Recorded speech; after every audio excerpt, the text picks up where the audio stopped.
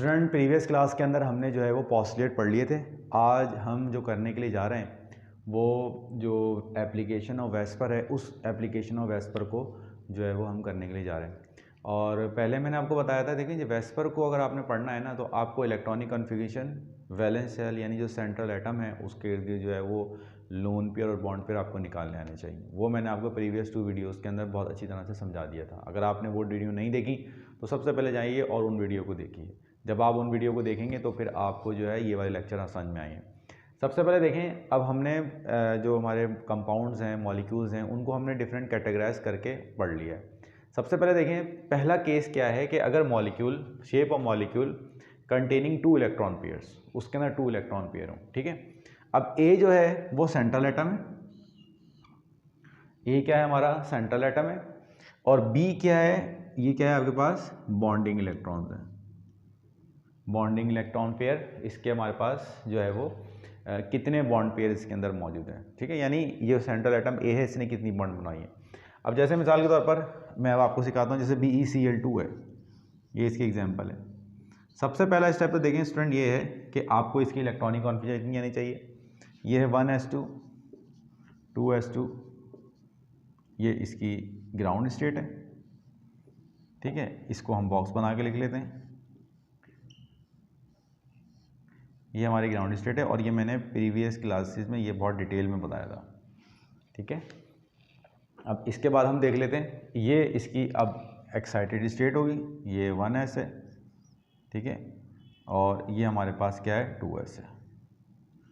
अब ये जो होता है ना, ये यहाँ पर इसका वैसे भी खाली होता है, P इसका क्या होता है खाली होता है, ये मैंने आपको बताया था। अब यहाँ पर देखें ये पूरा खाली है। अब क्या होगा, ये जो इलेक्ट्रॉन है वो यहाँ पे जंप करेगा।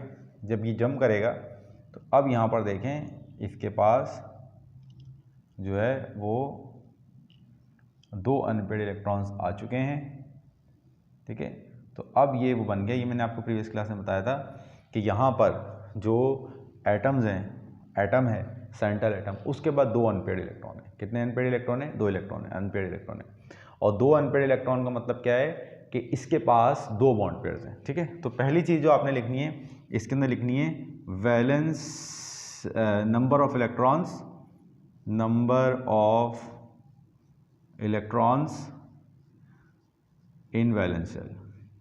सबसे आपने बताना है वैलेंस सेल में कितने इलेक्ट्रॉन हैं, ठीक है।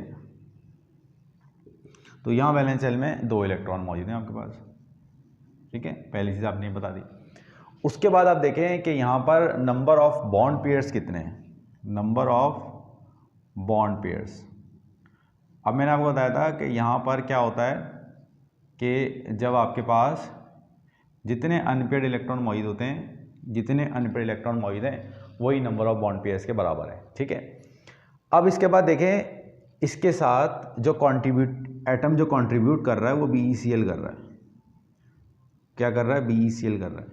और BeCl की इलेक्ट्रॉनिक कॉन्फ़िगरेशन मैंने आपको बताई थी, वो क्या होती है 1s2, 2s2, 2p5, 2p6, 3s2 और 3p5। ये वैलेंस सेल है,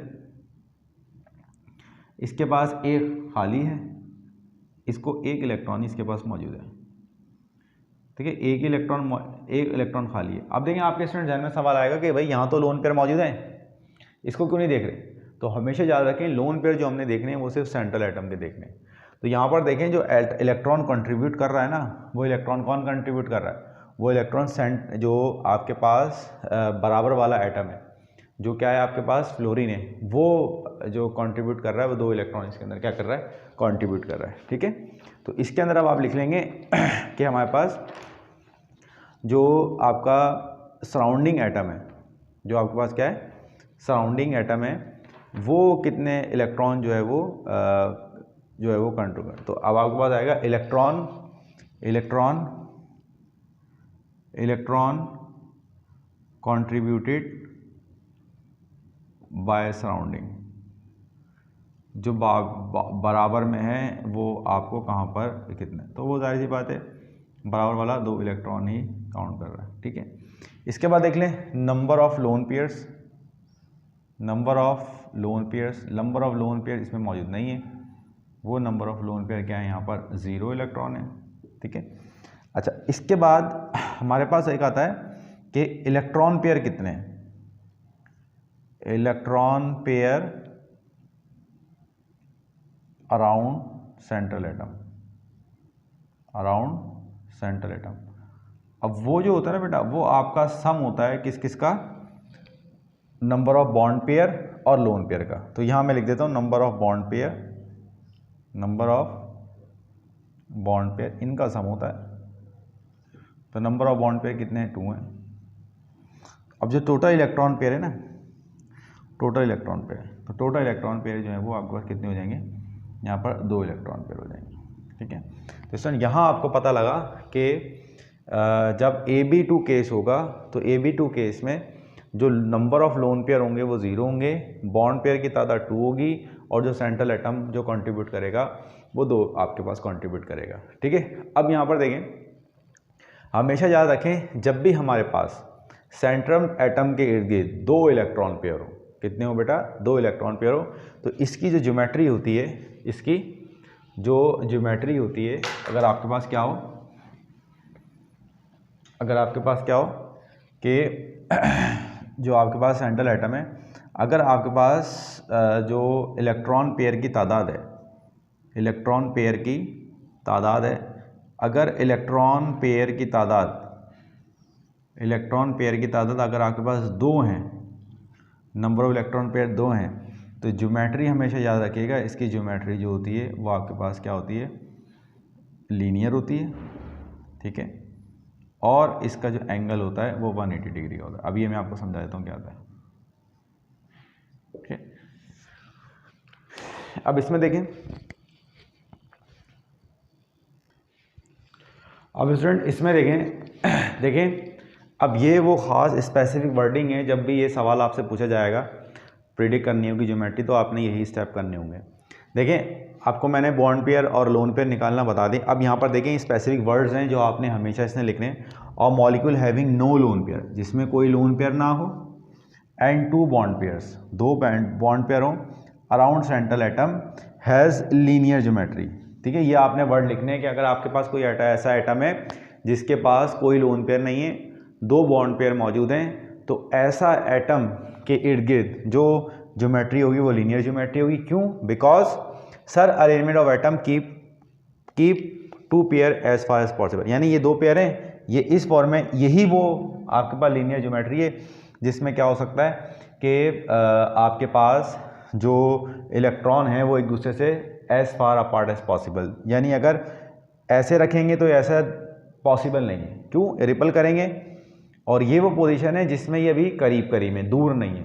तो एटम ऐसे पोजीशन पे अपने आप को अरेंज करते हैं जिसमें उनके दरमियान फासला काफ़ी दूर हो। तो यही वो मैक्सिमम पोजीशन है जिसमें जो है वो आप मालूम कर सकते हैं। और दूसरा चीज़, हमारी जो पूरी सर्कल होता है वो 360 डिग्री का होता है। तो 360 डिग्री में जो एटम कितने हैं, 2 हैं, तो आप 2 से डिवाइड करते हैं। जब 2 से डिवाइड करेंगे तो आपको पता लग जाएगा कि यहाँ पर जो एंगल है वो जो शेप का बन रहा है वो किसका बन रहा है, वो 180 डिग्री का बन रहा है। तो ये स्टूडेंट हर एक मॉलिक्यूल में जब भी आपने डिटेक्ट करना हो तो आपने ये चीज़ इसके अंदर लिखनी है। ठीक है, इसके बाद हमारे पास हो गया ये केस नंबर 1। इसके बाद अब हमारे पास जो नेक्स्ट केस है वो अच्छा इसमें एक चीज़ और मैं बता दूँ आपको कि जब भी बेरिलियम जो है ना, जिस बेरिलियम किस ग्रुप का है, जैसे मिसाल को बेरिलियम है, बेरिलियम ग्रुप 2A का है। अब इसका शॉर्टकट है ये, बेरिलियम ग्रुप 2 का है। बेरिलियम आपको नज़र आ जाए, आपको मैग्नीशियम नज़र आ जाए, आपको कैल्शियम नज़र आ जाए, आपको स्ट्रोंशियम नज़र आ जाए, आपको बेरियम नज़र आ जाए, ये जितने भी एलिमेंट आपको नज़र आ रहे हैं, ये हमेशा इनके लिए आपने यही चीज़ रखनी है, क्योंकि जब इलेक्ट्रॉनिक कन्फ्यूजन रखेंगे तो वैलेंस शेल में 2 इलेक्ट्रॉन आ रहे हैं। ठीक है, ये कैरेक्टरिस्टिक है, ये आपने पीरियोडिक टेबल में अभी पढ़ सकते हैं आप। तो हमेशा याद रखें AB2 ग्रुप के ये मैक्सिमम पॉसिबल स्ट्रक्चर एलिमेंट है वो मैंने लिख दिए, इसके अलावा और कोई नहीं पूछा जा सकता, यही पूछा जा सकता है। इनको याद कर लें, आपके पास जब भी आएगा तो नंबर ऑफ वैलेंस इलेक्ट्रॉन निकालें, नंबर ऑफ बॉन्ड पेयर निकालें, इलेक्ट्रॉन कंट्रीब्यूटेड निकालें, तो ये आप आसानी से अपने जवाब। अब इसके बाद हमारे पास जो नेक्स्ट केस है वो है shape of molecule containing 3 electron pair. पहले कितने थे? 2 थे, अब हमारे पास कितने आ गए? 3 इलेक्ट्रॉन पेयर, जिसमें आपके पास क्या है? 3 बॉन्ड पेयर है और 0 लोन पेयर है, और इसका जो फॉर्मूला बनेगा वो AB3 बनेगा। ठीक है, अब AB3 में देख लेते हैं। अब AB3 में देखें, सबसे पहले इसकी एक एग्जांपल देख लेते हैं हम, ये मैंने आपको पहले भी करवाई थी, इसमें ज़रा देख लेते हैं। AB3 में ये मैं इसको मिटा रहा हूँ इसको बताने के लिए। अब यहाँ पर देखें AB3 में सपोज एक मॉलिक्यूल है, वो मैं लिख रहा हूँ, क्या है आपके पास BF3 है, क्या है आपके पास BF3। अब BF3 में देखें सेंट्रल एटम बोरॉन है, ठीक है। इस बोरॉन की आप इलेक्ट्रॉनिक कॉन्फिगरेशन लिख लो, क्या होगा 1s2 2s2 और 2p1, ठीक है। ये तो होगा इसकी कौन सी स्टेट, ग्राउंड स्टेट, ठीक है। और एक्साइटेड स्टेट में क्या होगा, एक इलेक्ट्रॉन यहाँ से जंप करेगा। जब एक इलेक्ट्रॉन यहाँ से जंप करेगा तो इसकी जो स्टेट बन जाएगी वो ये बन जाएगी 3। अब यहाँ पर देख लें क्या नज़र आ रहा है बोरॉन में, बोरॉन है ग्रुप 3A का। बोरॉन किसका है, ग्रुप 3A का। तो जब ग्रुप 3A का है तो इसमें आपको 3 ही क्या नज़र आ रहे हैं, बॉन्ड पेयर नज़र आ रहे हैं, यानी जितने अनपेयर इलेक्ट्रॉन होते हैं वो बॉन्ड पेयर होते हैं। तो अब यहाँ देखें number of electron in valence shell, यहाँ पर कितने हो जाएंगे, 3 इलेक्ट्रॉन हो जाएंगे, ठीक है। और जितने नंबर ऑफ वैलेंस सेल आपके पास मौजूद हैं तो नंबर ऑफ बॉन्ड पेयर हमारे पास कितने हो जाएंगे, 3 इलेक्ट्रॉन मौजूद हो जाएंगे, ठीक है। Electron contributed by surrounding atom, जो सराउंडिंग वाला एटम है, यहाँ देखें ये BA है, ये यहाँ पर ये है और ये है। तो आपको यहाँ नज़र आ जाएगा कि जो सराउंडिंग वाला एटम है वो आपको 3 ही प्रोवाइड कर रहा है, एक ये प्रोवाइड कर रहा है, एक ये प्रोवाइड कर रहा है, ठीक है। तो सराउंडिंग ने जो कंट्रीब्यूट करा वो कितना कंट्रीब्यूट करा, वो 3 इलेक्ट्रॉन यहाँ पे कंट्रीब्यूट करे। लोन पेयर यहाँ पर क्या है, 0 है, और बॉन्ड पेयर यहाँ पर कितने हैं, 3 है, ठीक है। बॉन्ड पेयर इसके अंदर कितने, 3 है। और इन इलेक्ट्रॉन पेयर को आप काउंट कर लें तो ये आ जाएंगे आपके पास 3 इलेक्ट्रॉन पेयर, ठीक है। अब यहाँ पे लिख लें, इधर देख लें, जब आपके पास इलेक्ट्रॉन पेयर 3 हो, इलेक्ट्रॉन पेयर क्या हो आपके पास, 3 हो। अब 3 होने का मतलब क्या है कि यहाँ पर अब 3 एटम आ गए, यहाँ पर क्या आ गए, 3 एटम आ गए। अब इन 3 एटम को दरमियान देखें, ये तो पोजीशन नहीं हो सकती, क्यों, इनके दरमियान क्या है, फासला बहुत करीब करीब है, दूर होना चाहिए। तो निकालने का तरीका मैंने बता दिया आपको कि टोटल हमारे पास क्या है, 360 है, 3 एटम है, 3 से डिवाइड कर दें आप। जब 3 से डिवाइड करेंगे तो ये वो मैक्सिमम डिस्टेंस होगा जो हर एटम इक्वली ले सकता है, यानी यहाँ भी 120 है, यहाँ भी 120 है और यहाँ भी 120 है। यही वो एग्जैक्ट पोजीशंस हैं और इसको हम कहते हैं ट्राइगोनल। इसको हम क्या कहते हैं, ट्राइगोनल, ठीक है। और एंगल इसका क्या होता है, 120 डिग्री होगा। ये स्टूडेंट समझ आ गए। तो बात समझ आ गई कि अगर सेंट्रल एटम के 2 होते हैं तो वो लीनियर होता है, 3 होंगे तो वो ट्राइगोनल होगा। अब लिखें, और molecule having no lone pair and 3 bond pair around central atom has trigonal geometry. इसकी ज्योमेट्री होगी वो क्या होगी, ट्राइगोनल ज्योमेट्री होगी, ठीक है। और because such arrangement of atom keep 3 pairs as far as possible. और इसकी आप जो एंगल बना देंगे यहाँ पर, इसको यहाँ आपने बना दिया, ये B है, ये आपका F है, ये आपका F है, ये आपका F है, सबके दरमियान, इसके दरमियान, इसके दरमियान एंगल जो आपके पास क्या है, 120 डिग्री। तो ये इस तरह से आप किसी भी एटम की ज्योमेट्री को प्रेडिक्ट कर सकते हैं, ठीक है। इसके बाद अब हम देख लेते हैं क्या नेक्स्ट में। अब नेक्स्ट हमारे पास केस जो है, उस केस में 3 केसेस हैं। 3 केस कौन कौन से हैं, पहले तो देख लें, ये जो हमारे पास केस आ रहा है इसमें आपके पास 4 इलेक्ट्रॉन पेयर है। कितने इलेक्ट्रॉन पेयर हैं, 4 इलेक्ट्रॉन पेयर। टोटल इलेक्ट्रॉन की तादाद इस केस में 4 इलेक्ट्रॉन पेयर है। और उस 4 इलेक्ट्रॉन पेयर में जो पहला केस है वो ये है कि इसके पास 4 बॉन्ड पेयर हैं और 0 लोन पेयर है, और ये बनता है AB4। पहली चीज़ तो ये याद रखें। पहले केस में क्या है, पहले केस में भी 4 इलेक्ट्रॉन पेयर होंगे, दूसरे में भी 4 इलेक्ट्रॉन पेयर होंगे और तीसरे में भी 4 होंगे। ये लिख देता हूँ केस ए। केस ए में क्या है कि आपके पास 4 इलेक्ट्रॉन पेयर होंगे, 4EP, 4 इलेक्ट्रॉन पेयर। बी में क्या हो गए, बी में भी 4 इलेक्ट्रॉन पेयर होंगे। और सी में क्या होगा, सी में भी 4 इलेक्ट्रॉन पेयर होंगे। लेकिन इसमें क्या होगा, 4 बॉन्ड पेयर होंगे और लोन पेयर क्या होंगे, 0 होंगे। और इसको हम रिप्रेजेंट करेंगे किससे, AB4 से, ठीक है। ये वाला जो है इसमें क्या होगा, इसमें 3 तो बॉन्ड पेयर होंगे और एक लोन पेयर होगा। तो ये फॉर्मूला बनेगा AB3 और ये E जो है वो रिप्रेजेंट कर रहा है किसको, लोन पेयर को। और जो चौथा केस बनेगा वो बनेगा 2 बॉन्ड पेयर्स, 2 लोन पेयर्स और ये बन जाएगा AB2 और E2। ये हमने अभी जो हम पढ़ रहे हैं सबसे पहले ये वाला केस पढ़ रहे हैं, ठीक है। इस वाले केस में जो हमारे पास मॉलिक्यूल है वो आमतौर पर बनता है किसका, CH4 का, ठीक है, ये CH4। क्योंकि आपको पता है जो कार्बन है, कार्बन के पास जो है वो इसकी इलेक्ट्रॉनिक कॉन्फिगरेशन लिख लें, वो नहीं कि 1s2 2s2 और 2p2 बनेगा, ठीक है। ये आ गया आपके पास, ये आपके पास इसकी एक्साइट ग्राउंड स्टेट है और ये इसकी एक्साइटेड स्टेट है, ठीक है। अब यहाँ देखें, अब यहाँ पर देख लें वैलेंस शेल में, ये फर्स्ट वीडियो मैंने आपको बताया हुआ है कि 4 इलेक्ट्रॉन पेयर हैं, यहाँ कोई लोन पेयर मौजूद नहीं है। तो यहाँ देख लें, अब देखें number of electron in valence shell कितने होंगे, 4 होंगे, ठीक है। नंबर ऑफ बॉन्ड पेयर कितने होंगे, 4 होंगे, क्योंकि जितने नंबर ऑफ अनपेयर्ड इलेक्ट्रॉन होते हैं वही बॉन्ड पेयर के बराबर होते हैं। Electron contributed surrounding atom 4 electron है, क्योंकि 4 हाइड्रोजन है, हर हाइड्रोजन एक करेगा। और नंबर ऑफ लोन पेयर 0 हैं और बॉन्ड पेयर आपके पास 4 हैं, टोटल आपके पास 4 आ गए। तो 4 कितने आ गए, 4 इलेक्ट्रॉन आ गए। तो अब याद रखें, जब भी आपके पास सेंट्रल एटम के गिर्द 4 इलेक्ट्रॉन पेयर हों तो इसकी जो ज्योमेट्री बनती है वो बनती है टेट्राहेड्रल।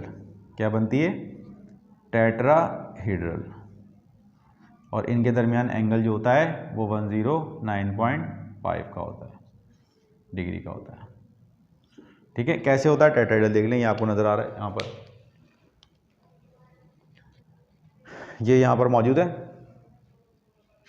ठीक है। ये इस तरह देख लें, ये इस तरह का टेट्राहेड्रल होता है आपके पास। ये 4 हैं, ये इसको कहते हैं टेट्राहेड्रल।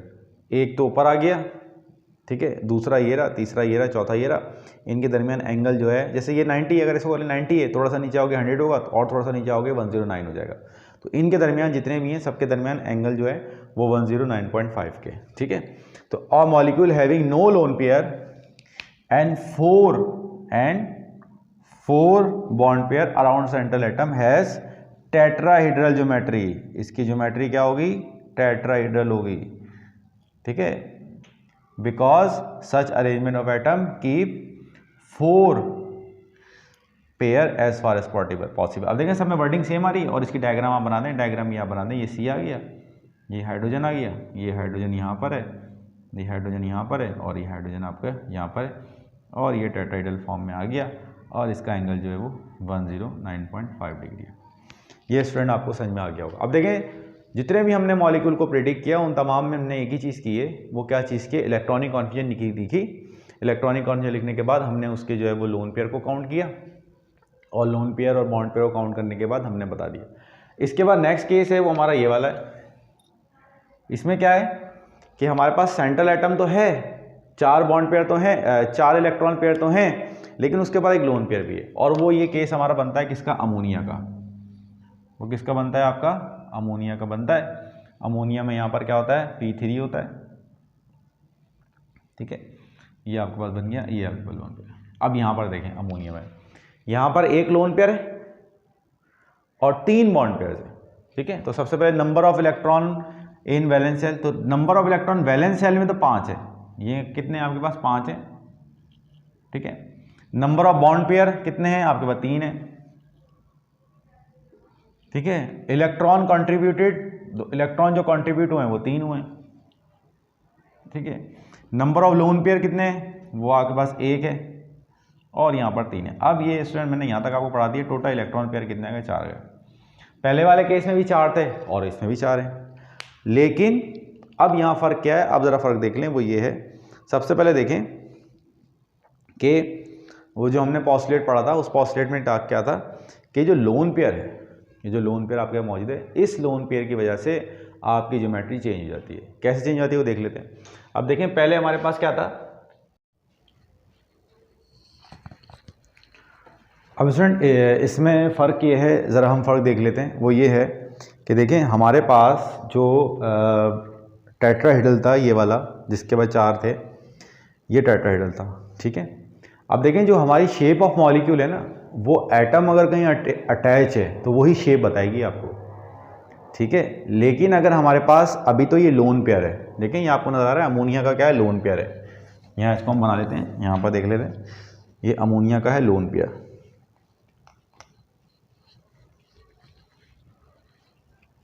यानी इसमें देख लें, ये नाइट्रोजन है, ये अमोनिया के पास है लोन पेयर, ये हाइड्रोजन और ये हाइड्रोजन, ठीक है। अब ये आपके पास है लोन पेयर, ये लोन पेयर आपके पास मौजूद है। अब देखें जो स्टूडेंट लोन पेयर है ना, लोन पेयर की वजह से 2 काम होंगे। पहला काम क्या होगा, जब लोन पेयर नहीं था तो टेट्राहेड्रल था, लेकिन अब लोन पेयर आ गया है। लोन पेयर आने की वजह से पहली चीज़ तो ये होगी, ये जो आपके पास शेप है ये पिरामिड बन जाएगी, ट्रायंगुलर पिरामिड बन जाएगी। पिरामिड की फॉर्म है, आपने देखा होगा एरामिक मिस्र में, ये पिरामिड है। तो सबसे पहले देखें ये तो बन गया आपका पिरामिड। तो जब 4 इलेक्ट्रॉन पेयर हो तो और लोन पेयर भी हो, ठीक है। 4 बॉन्ड पेयर हैं, 3 बॉन्ड पेयर मौजूद हैं, 0 और 1 लोन पेयर है, ठीक है। ये केस क्या, 3 बॉन्ड पेयर है, 1 लोन पेयर है। तो हमारे पास जो ज्योमेट्री बनेगी वो ट्रायंगुलर पिरामिड बनेगी, ठीक है। और दूसरा मैंने शुरू में बताया था कि लोन पेयर के रिपल्जन की वजह से, क्योंकि ये पहले पॉइंट में पढ़ा था, इसकी स्पेस ज़्यादा है, स्पेस ज़्यादा होने की वजह से रिपल्जन भी ज़्यादा करेगा। रिपल्जन ज़्यादा करने की वजह से इसका एंगल जो है वो 17.5 पर चला जाता है, ठीक है। अ molecule having 1 loan pair and 3 bond pair and the central atom has triangular pyramid because such arrangement are keep possible, ठीक है। और इसकी शेप बना लीजिए आप, ये बन गई आपके पास अमोनिया का लोन पेयर आ गया, ये नाइट्रोजन यहाँ आ गया, ये यहाँ आ गया, ये आ गया, ठीक है। अब नीचे से देखिए ना, आपको ये पिरामिड ही बना हुआ नजर आएगा, ये आपको ये पिरामिड बना हुआ नजर आएगा, ठीक है। ये हमारे पास हो गया अमोनिया, ठीक है। और अमोनिया में आपने एक लाइन की भी ये भी लिखनी है कि वो लाइन क्या है कि जब हमारे पास जो है वो लोन पेयर मौजूद होता है तो वो लोन पेयर क्या करता है कि रिपल्जन की वजह से एंगल जो है वो 107.5 से 109 पर रिड्यूस हो जाता है। यानी ये जो एंगल है वो आपका रिड्यूस हो जाएगा 109 से 107.5 तक, ठीक है। ये यहाँ पर हो गया। अच्छा, इसके बाद एक हमारे पास रह गया वाटर वाला केस है। वाटर वाला केस ही पढ़ लेते हैं। अब देखिए वाटर वाले केस में क्या है कि यहाँ पर 2 बॉन्ड पेयर होंगे और 2 लोन पेयर होंगे, ये सिंपल सा केस है, ठीक है। Number of electron in valence shell कितने होंगे, 6 होंगे। नंबर ऑफ बॉन्ड पेयर यहाँ पर कितने हैं, आपके पास सिर्फ 2 ही हैं, तो यहाँ बॉन्ड पेयर आपके पास 2 आ जाएंगे, ठीक है। सराउंडेड बाय कितने हैं, आपके पास 2 हैं, ठीक है। लोन पेयर हमारे पास 2 हैं, बॉन्ड पेयर हमारे पास 2 हैं, टोटल अब देख लें यहाँ पर 4 आ गए, ठीक है। अच्छा, अब जब 4 आ जाए तो हमारे पास जो इसकी ज्योमेट्री बनती है वो बनती है बैंड, और एंगल 2 लोन पेयर की वजह से रिड्यूस हो जाता है कितना, 104.5 पर हैव बैंड। अब ये बैंड क्यों, ये मैं आपको बताता हूँ। Bent because such arrangement of atom keep as far as possible, और ये आपको बन गया ऑक्सीजन। 1 लोन पेयर ये आ गया, 1 लोन पेयर ये आ गया, ये आ गया और ये है। अब इसको मैं बता देता हूँ। देखें सबसे पहले हम CH4 को देख लेते हैं। CH4 में देख लें, ये हमारे पास जो है वो 4 है। पहला लोन पेयर, सारे बॉन्ड पेयर हैं तो टेट्राहेड्रल है। जब 1 लोन पेयर आ गया, अब ज्योमेट्री आपकी बन गई पिरामिड, और एंगल जो था वो थोड़ा सा कम हो गया। अब जब ये भी लोन पेयर, जब 2 लोन पेयर आ गए वाटर में, तो अब देखें ये बन गया बैंड। अब ये क्या बन गया आपका, बैंड। तो इस स्ट्रक्चर को हम कहते हैं कि ये हमारे पास क्या है, बैंड स्ट्रक्चर है, ठीक है। तो स्टूडेंट हमने जो थे मेन जो ग्रुप के पहले एलिमेंट हैं उनको कर लिए। अब हम इसको चार्ट बना के लिख लेते हैं। अब ये चार्ट बना के आप हमेशा लिखें तो आपको ये हमेशा जो होंगे वो याद रहेंगे, ठीक है। इसको मैं अब मिटा रहा हूँ।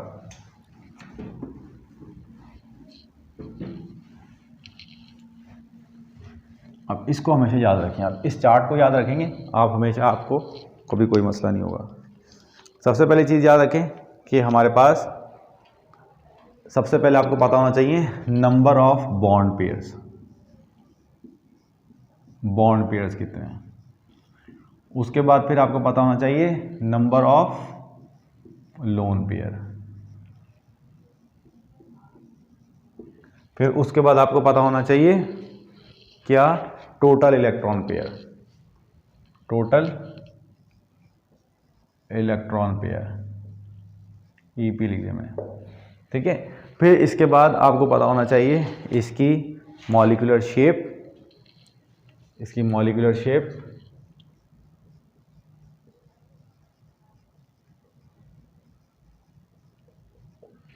मॉलिक्यूलर शेप आपको पता होना चाहिए, ठीक है, ठीक है। अच्छा, इसके बाद आप देख लेते हैं, अगर बॉन्ड पेयर 2 हों, लोन पेयर 0 हो, टोटल 2 हैं, तो मॉलिक्यूलर शेप क्या आएगी आपकी, लीनियर आएगी,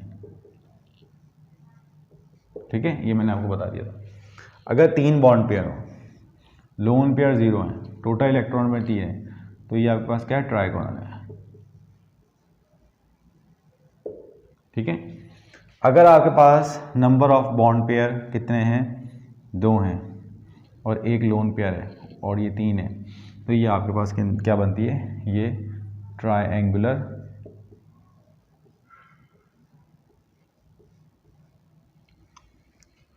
नहीं, ये वाला केस तो अभी हमने पढ़ा ही नहीं है ना, ये वाला केस हमने पढ़ा नहीं है।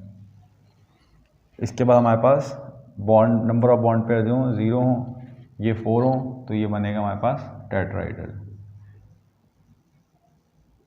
ठीक है। अगर हमारे पास 3 बॉन्ड पेयर हो, एक लोन पेयर हो, टोटल 4 है, तो ये हमारे पास क्या होगा, पिरामिड की फॉर्म होगी, ठीक है, ट्रायंगुलर पिरामिड। और हमारे पास 2 और 2 है, 4 है, तो ये हमारे पास क्या होगा, बेंड होगा, ठीक है। अब इसकी एग्जांपल्स देख लेते हैं, एग्जांपल्स कौन कौन सी हैं, इधर मैं लिख देता हूँ, एग्जांपल जगह नहीं थी तो ये मिटा रहा हूँ, number of BP bond pair, example देख लें क्या क्या, ये हमेशा एग्जांपल याद रखेंगे तो आप हमेशा कर लेंगे। एग्जांपल में देख लें, एक है BeCl2, ठीक है, BeCl2 है, और हमारे पास जो है वो HgCl2 है। ये मैं नेक्स्ट वीडियो में इसको डिस्कस करूँगा, ये मैंने अभी डिस्कस नहीं किए हैं, अभी मैंने आपको सिर्फ बेसिक पढ़ाई है। इसके बाद BF3, ये सिंपल सा, ये आप कर सकते हैं। AlCl3, ये भी आप खुद कर सकते हैं, ठीक है। CH2O, ये वाला मॉलिक्यूल मैं नेक्स्ट वीडियो के अंदर डिस्कस करूँगा, ठीक है। फिर इसके बाद जो है वो हमने टेट्राहेड्रल में CH4 पढ़ा, ये आप कर सकते हैं, ठीक है। सिलिकॉन आपका जो है वो एक ही ग्रुप का है, CCl4 कर सकते हैं, ये सारे एक ही हैं, ठीक है। इसके बाद आप वाटर को ज्योमेट्री बता सकते हैं, वाटर की तो अभी हमने बता दी है, नहीं, इसके बाद हम बता सकते हैं किसकी, NH3 और फॉल, ये सारे एक ही ग्रुप के हैं। इसके बाद आप बता सकते हैं, वाटर की बता सकते हैं, H2S की बता सकते हैं, और HCl2 की बता सकते हैं, ठीक है। यहाँ तक स्टूडेंट हमने पढ़ लिया है, ठीक है। इसमें देखें, ये एक ही ग्रुप के हैं, boron, aluminium, carbon, silicon, carbon एक ही ग्रुप के, नाइट्रोजन, फॉस्फोरस एक ग्रुप के, ऑक्सीजन और सल्फर एक ही ग्रुप के। तो ये कुछ एलिमेंट हैं, और 4 तक मैंने आपको बता दिया। 5th वाला अगर आपके पास आ जाएगा तो उसको कैसे करेंगे, इंशाल्लाह उसको नेक्स्ट वीडियो में देखेंगे।